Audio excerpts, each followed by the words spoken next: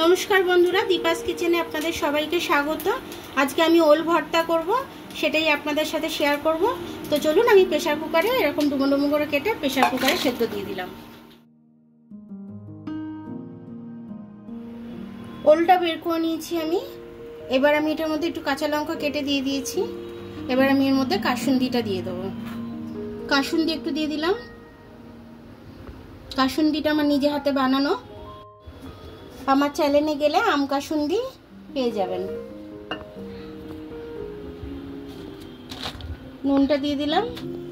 এবার আমি এটা ওলটাকে মেখে নিচ্ছি ভালো করে আম কাসুন্দি দিয়ে। আর তার সাথে কাঁচা লঙ্কা কেটে নিয়েছি আমি, মানে ঝাল ঝাল টক টক, বেশ সুন্দর খেতে হবে।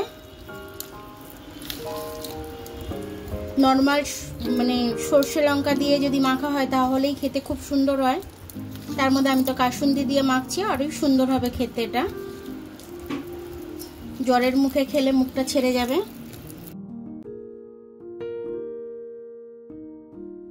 আমার ওলটা খুব সুন্দরভাবে সেদ্ধ হয়েছে, নরম হয়ে গেছে একদম।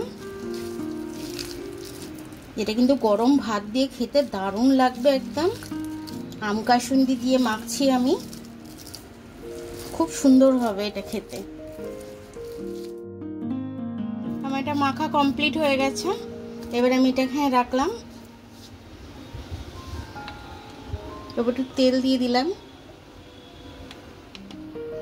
দেখুন, আমার ওল ভর্তাটা খুব সুন্দরভাবে হয়ে গেল, আর খেতে খুব টেস্টি হবে। আম কাসুন্দি দিয়ে আমি মেখেছি যেহেতু, আর কাঁচা সর্ষের তেল দিয়েছি, কোনো কথাই হবে না, এক থালা ভাত উঠে যাবে খুব সুন্দরভাবে।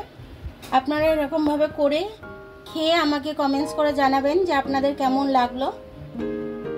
আমার ভিডিওটা দেখার জন্য অনেক অনেক ধন্যবাদ।